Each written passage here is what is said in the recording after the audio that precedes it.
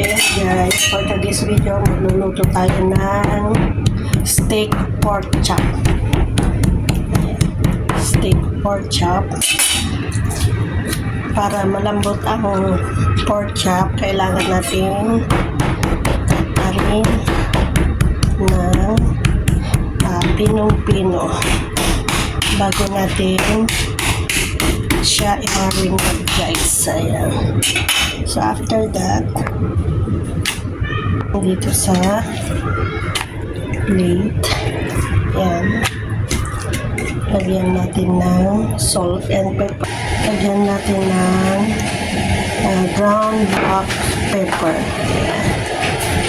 Nag-ano yata, nag-blower ng buhok si Lola. Kakaligo ba niya? Black pepper and konting salt and back to back. Ayan guys, black pepper, back to back. And then guys, magpainit tayo ng oil sa kalayok. Ayan.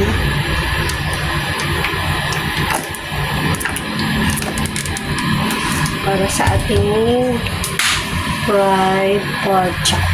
Ito meron isang itlog.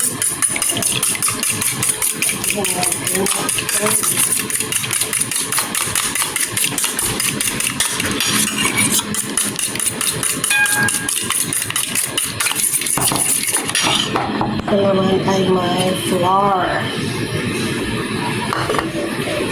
Lagyan natin ng chicken powder ang flour para may lasa. And guys, wala tayo ng chicken powder. Halo-halo.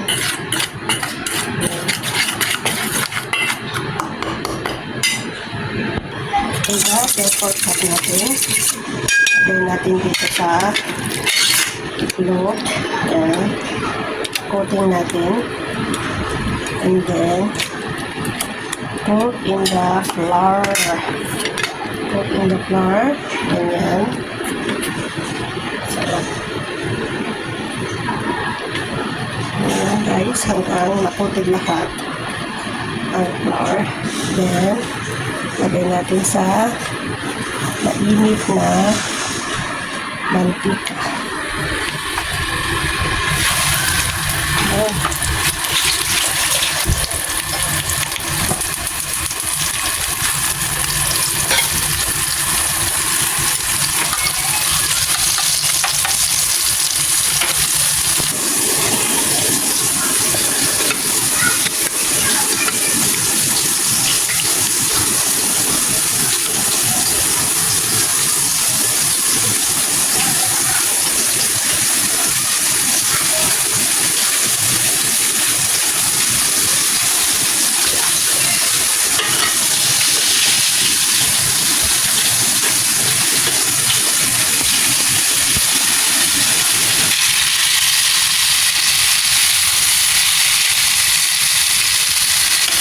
Guys, lutuin natin ng 5 minutes. And then, balik tayo natin.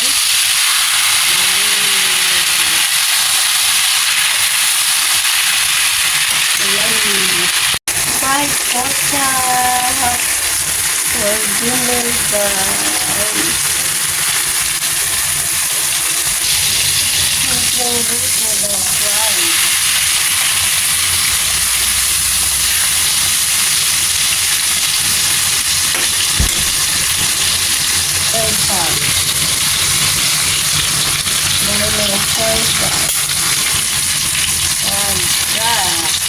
Pork chop. Ayan guys, dito na natin yung pork chop. This is for today's video guys. Thank you so much for watching. Pork chop and fried pork chop. Thank you guys. And into the smaller slice. Yan.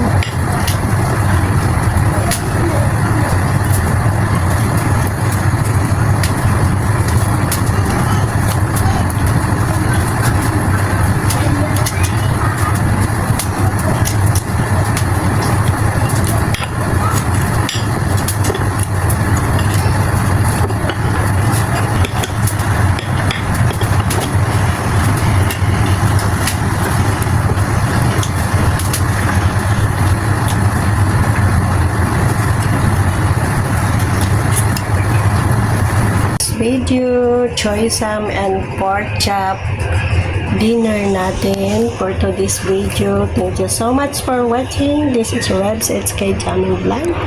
Signing out.